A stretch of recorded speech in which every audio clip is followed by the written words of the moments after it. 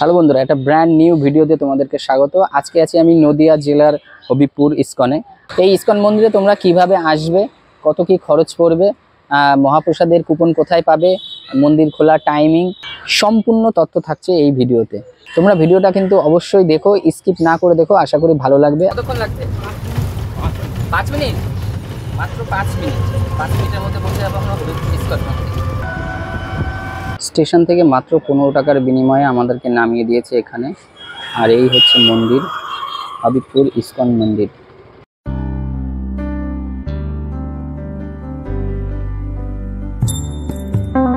মন্দিরের ভিতরে কিন্তু এখন প্রবেশ করছি। মন্দিরের দুটো দরজা আছে, এটা হচ্ছে প্রথম গেট আর ওই পাশে আছে সেকেন্ড গেট। চলো তোমাদেরকে ওটাই নিয়ে যাই। তোমরা যদি 4 চাকা গাড়ি কিংবা মোটরসাইকেল নিয়ে আসো তো এই গেট দিয়ে তোমাদেরকে ঢুকতে হবে। আর ঢুকে এই ভিতরে তোমরা দেখতে পাচ্ছ, এই ভিতরটাতেই কিন্তু গাড়ি পার্কিংয়ের জায়গা। আর এখানে দেখো সাইকেল, বাইক, টোটো, অটো, মিনি বাস, বাস সব কিছুর ভাড়া এখানে দিয়ে দেওয়া আছে। তো এখান থেকে টিকিট কাটতে হবে, কেটে ওই ভিতরে গাড়ি পার্কিং করতে হবে। তোমরা অনেকে মায়াপুরে গিয়েছো, মায়াপুরের ভিতরটাতে যেরকম অ্যাম্বিয়েন্স ইস্কন মন্দিরের, এখানেও কিন্তু ঠিক সেরকমই অ্যাম্বিয়েন্স। সামনে দেখতে পাচ্ছ এখানে কিন্তু জুতো বিনামূল্যে রাখা হয়। আর এই সামনে আছে ইস্কনের কিছু বই, খোল, করতাল, মালা এইসব বিক্রি হচ্ছে এখানে।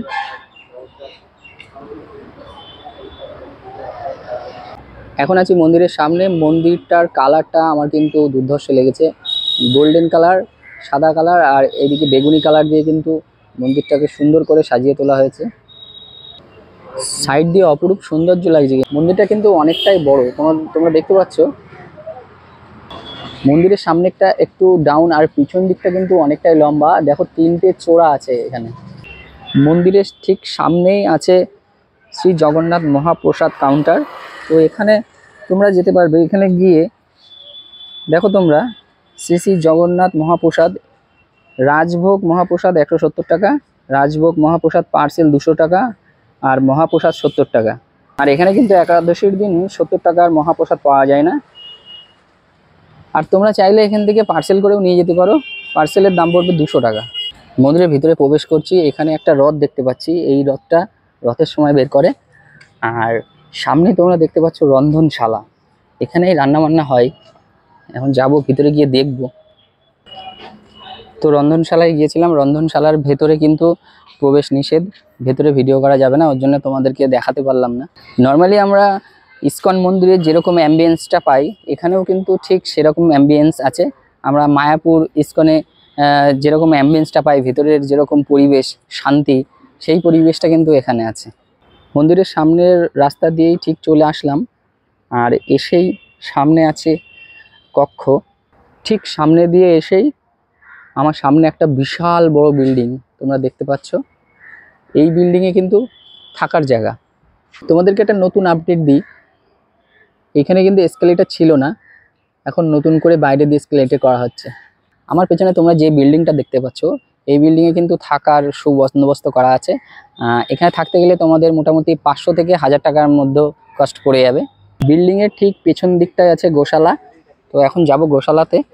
গোশালাতে গিয়ে গোমাতা দর্শন করব। ইস্কন মায়াপুরে যেরকম গোশালা, এখানেও ঠিক সেরকমই গোশালা আছে। এখানে গোমাতার পরিমাণটা একটু কম, আমাদের মায়াপুরে যেরকম অতটা নয়। আমি এখন আছি ঠিক মন্দিরের পেছনটাতে। আর পেছন দিক থেকে তোমাদের রন্ধনশালাটা দেখাচ্ছি। এখানে কিন্তু মহাপ্রসাদ রান্না করা হচ্ছে। রন্ধনশালার ঠিক পাশেই আছে প্রসাদ কক্ষ, আর এখানে কিন্তু প্রসাদ বিতরণ করা হয়। এখন কিন্তু আছি আমি প্রসাদ কক্ষে। এইখানেই কিন্তু 70 টাকার প্রসাদ দেওয়া হয়। আর 170 টাকার যেই মহাপ্রসাদটা সেটা দেওয়া হয় ঠিক সামনে। চলো তোমাদেরকে নিয়ে যাই ওখানে। মূল মন্দির তার ঠিক অপোজিটেই আছে রাজভোগ প্রসাদ কক্ষ। এখানে 170 টাকার যেই রাজভোগ সেটা এখানে দেওয়া হয়। প্রসাদ কক্ষের কিন্তু ভেতরে চলে এসেছি। আর এখানে সিস্টেমটা দেখো কত সুন্দর করা আছে। এইখানটায় কিন্তু 170 টাকার যেই প্রসাদ সেটা বিতরণ করা হয়। মূল মন্দিরে প্রবেশ করার জন্য দুটো দরজা আছে, একটা বাঁ দিকে আর একটা ডান দিকে। তো এখন যাব ভেতরে গিয়ে দর্শন করব। তোমাদেরকে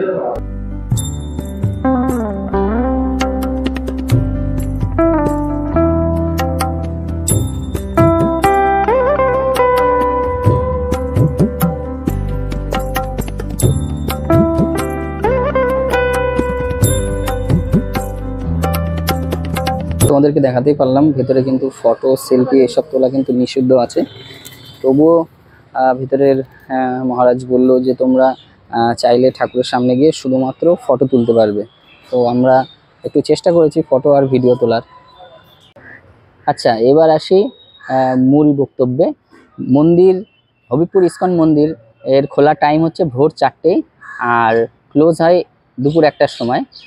আর তারপরে আবার কিছুক্ষণ বন্ধ থাকে, বন্ধ থেকে তারপরে আবার ওপেন হয় বিকেল 4টের সময়, আর সেটা বন্ধ হয় হচ্ছে রাত 9টার সময়।